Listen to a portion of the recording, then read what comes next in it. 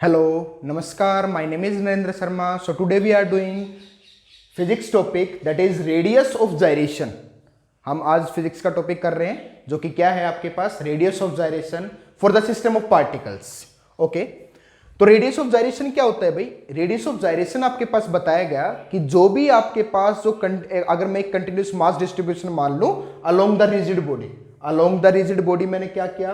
Continuous mass distribution assume किया है. ठीक है, this is the total mass concentrated here eight point A, कि ए पॉइंट पे जो टोटल मास कंसंट्रेट किया गया है वो आपके पास m है, जिसके डिस्टेंस को मैंने क्या किया है? k के बराबर. तो अकॉर्डिंग टू द डेफिनेशन जो भी आपके पास इसका मोमेंट ऑफ इनर्शिया बनेगा ऑफ कंटिन्यूस मास डिस्ट्रीब्यूशन वो ऑलवेज जहां पे जो आपके पास मास टोटल मास कंसंट्रेटेड कर रहा है विद द परपेंडिकुलर डिस्टेंस उसके इक्वल रहेगा. दैट मीन्स क्या लिखा है? It is the perpendicular distance of A point A. ये आपके पास वो परपेंडिकुलर डिस्टेंस रहेगी of point A from the axis जहां से रोटेट करेगा, वेयर द होल मास, जहां पे whole mass of a body is concentrated, जहां पे सारी बॉडी का मास क्या किया गया है? कंसंट्रेट किया गया है. एज द बॉडी है सेम मोमेंट ऑफ इनर्शिया, अब वो बॉडी उतना ही मोमेंट ऑफ इनर्शिया कंसंट्रेट करेगी as it has actual distribution of mass, के जितना आप मास डिस्ट्रीब्यूशन करेंगे उतना ही मोमेंट ऑफ इनर्शिया अटेन करेगी जितना ये यहां से कर रही है ए पॉइंट से एक्सिस ऑफ रोटेशन के लिए. समझ आया? ठीक है, अब यहां से आगे देखिए. मेरे को पता है यहां से देयरफॉर कि moment of inertia, moment of inertia क्या है भाई? अब मोमेंट ऑफ इनर्शिया आपने पढ़ा हुआ है क्या? That is I is equal to में समेशन ऑफ 1 से लेकर n तक, that is m i r i का स्क्वायर. पढ़ा है या नहीं पढ़ा है भाई? क्लियर है सभी को? तो मैं इसको कैसे लिख सकता हूं? देयरफॉर मैं इसको लिख सकता हूं आई इज इक्वल टू में m1 r1 का स्क्वायर प्लस में m2 r2 का स्क्वायर प्लस में, और अप टू कहां तक लिख सकता हूं? mn rn का स्क्वायर लिख सकता हूं. बट यहां से मैं ये है ये वाली बात जो आपके पास मोमेंट ऑफ इनर्शिया हम निकाल चुके, बट यहां पे continuous mass distribution of small mass m of small mass m of small mass m means the mass is same for the system of particles, छोटे छोटे masses के लिए बराबर है. तो that means मैं इसको therefore इसको कैसे लिख सकता हूं भाई? इसको लिख सकता हूं that I is equal to में m r1 का स्क्वायर प्लस में m r2 का स्क्वायर लिख सकता हूं या नहीं लिख सकता हूं भाई? समझ आया सभी को? ठीक है, प्लस में एम आर एन का स्क्वायर. अरे भाई सीधी सी सिंपल सी बात है कि हमने continuous mass m m m suppose किए. क्लियर है? तो मैं इसको इस फॉर्म में लिख रहा हूं. यहां से क्यों ना मैं अगर m को कॉमन आउट ले लूं, तो m को कॉमन आउट लिया, therefore i is equal to में m कॉमन आउट ले लिया, तो अंदर क्या बच गया आपके पास? ब्रैकेट में बच गया r1 का स्क्वायर प्लस में r2 का स्क्वायर प्लस में, और अप टू कहां तक जा सकता हूं? rn का स्क्वायर. समझ आया नहीं आया? क्लियर है सभी को? ठीक है, हो गया.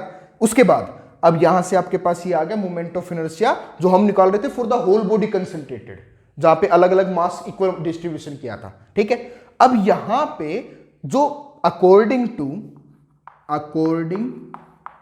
To moment of inertia of whole body, अब होल बॉडी जहां पे वो कंसंट्रेट किया है वहां पे मोमेंट ऑफ इनर्शिया कितना है? तो मोमेंट ऑफ इनर्शिया तो क्या कहता है? It is the product of mass with the square of their perpendicular distance, जो कि अर्लियर वीडियो में हम इसका कर चुके हैं. दैट मीन्स यहां से ये कह रहा है उसका जो मोमेंट ऑफ इनर्शिया वो मैंने मान लिया I dash is equal to, वो क्या होगा भाई? m क्या है? आई डैश ये वाला, इसके बराबर करना है ना. तो टोटल मास है आपके पास m इंटू डिस्टेंस, डिस्टेंस क्या है आपके पास? k, तो k का स्क्वायर. समझ आया नहीं आया सभी को? क्लियर है सभी? तो ये आपके पास थोड़ी देर इक्वेशन नंबर ए मान लेता हूं and this is equation number B. But लिखा क्या है कि the axis where the whole mass of body concentrated as the body have same moment of inertia, दोनों ही क्या रखेंगे, सेम मोमेंट ऑफ इनर्शिया। तो दैट मीन्स यहां से क्या कह रही है डेफिनेशन, डेफिनेशन कह रहा है I इज इक्वल टू किसके बराबर है भाई, I डैश के बराबर। अब I की वैल्यू आपके पास क्या है, I की वैल्यू है m R1 का स्क्वायर प्लस में R2 का स्क्वायर अप टू मैं लिख सकता हूं Rn का स्क्वायर, लिख सकता हूं या नहीं लिख सकता, is equal to I dash की वैल्यू हमने क्या निकाली है, कैपिटल M K का स्क्वायर, कैपिटल M K का स्क्वायर, यही निकाली है भाई। समझ आया सभी को। अब यहां से स्मॉल मास, अब इक्वल मासेस मान रखे हैं, अगर ये n पार्टिकल्स तक है तो अगर मैं क्या करूं, यहां से एक सजेस्ट करूंगा क्या कि n से मल्टीप्लाई कर दूं और n से डिवाइड कर दूं। तो मैं क्या कर रहा हूं, इसको मल्टीप्लाई एंड डिवाइड, इससे हमें ही बेनिफिट है। क्या बेनिफिट है भाई, देखो आगे, multiply and divide by n, क्योंकि बिना बेनिफिट के तो कोई चीज की नहीं जाती ना भाई, तब तक हमें कोई फायदा नहीं है तो उस चीज का मैं कर ही नहीं सकता। तो n से मल्टीप्लाई n से डिवाइड, तो यहां से कर रहा हूं n से मल्टीप्लाई किया मैंने इसको और n से ही डिवाइड करूंगा, दैट इज R1 का स्क्वायर प्लस R2 का स्क्वायर अप टू Rn का स्क्वायर, और डिवाइड भी कर रहा हूं इसको किससे बेटा, n से। समझ आया सभी को, क्लियर है भाई। और इज इक्वल टू आपके पास क्या चल रहा है, इज इक्वल टू चल रहा है कैपिटल M K का स्क्वायर। अब n इंटू m, अब n इंटू m यहां इस डायग्राम से छोटे छोटे इक्वल मासेस n तक कर लिए, तो टोटल मास क्या बना देंगे, एक टोटल मास m बना देंगे। That means n into m का बेनिफिट हमें क्या आया, हम इसको लिख सकते हैं कैपिटल M, जो टोटल मास आ गया। समझ आया सभी को, ठीक है भाई। यहां से अब क्या बच गया, R1 का स्क्वायर प्लस में R2 का स्क्वायर अप टू Rn का स्क्वायर, और डिवाइडेड बाई आपके पास बचा हुआ है n, और इज इक्वल टू आप लेके चल रहे हैं mk का स्क्वायर। बट m से अब क्या कर सकता हूं, m को कैंसिल आउट कर सकता हूं, तो यहां से k की वैल्यू निकल के आ गई। k की वैल्यू क्या आ गई भाई, k की वैल्यू आ गई, स्क्वायर में है तो पहली बात तो अंडर द रूट में हो जाएगा, वो क्या रहेगा, R1 का स्क्वायर प्लस में R2 का स्क्वायर अप टू Rn का स्क्वायर, जो भी डिस्टेंस रहेगी, अपॉन में n, and this is known as, that is radius of gyration. इसको क्या बोलता हूं भाई, रेडियस ऑफ जाइरेशन। समझ आया, क्लियर है, नोट इट डाउन। अब यहां से आगे, अब रेडियस ऑफ जाइरेशन निकाल चुके हैं। अब कोई आपसे पूछे कि what is the SI unit, SI unit क्या है इसकी रेडियस ऑफ जाइरेशन। अब हमने निकाला है, मान लो सपोज कर लो आर आई ही है आपके पास, इसका स्क्वायर और डिवाइडेड बाई n इन, ये आपके पास अंडर द रूट। अब ये तो नंबर ऑफ टर्न्स है, इसका कोई होगा नहीं। अब इसका अंडर द रूट जब हटाऊंगा तो आपके पास सिर्फ क्या बचेगा, r बचेगा, नहीं बचेगा। और वो डिस्टेंस r है तो किस में मेजर करूंगा, मीटर में। किस में मेजर करूंगा भाई, मीटर में, जिसको मैं लिखता हूं m से।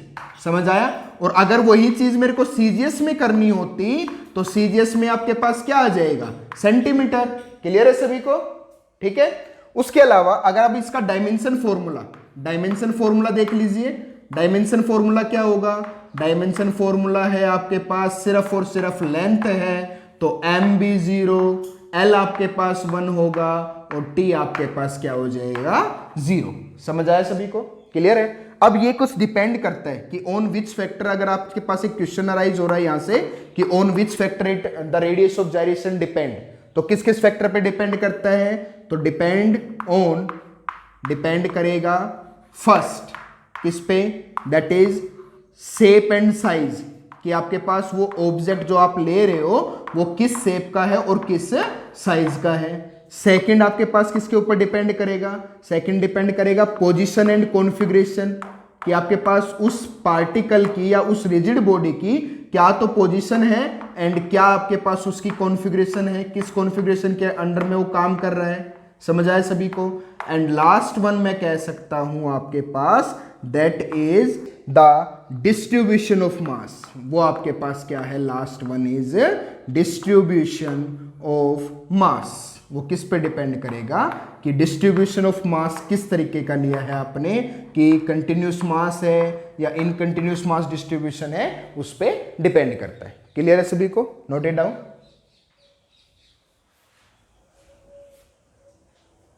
Thank you for watching us. Thank you.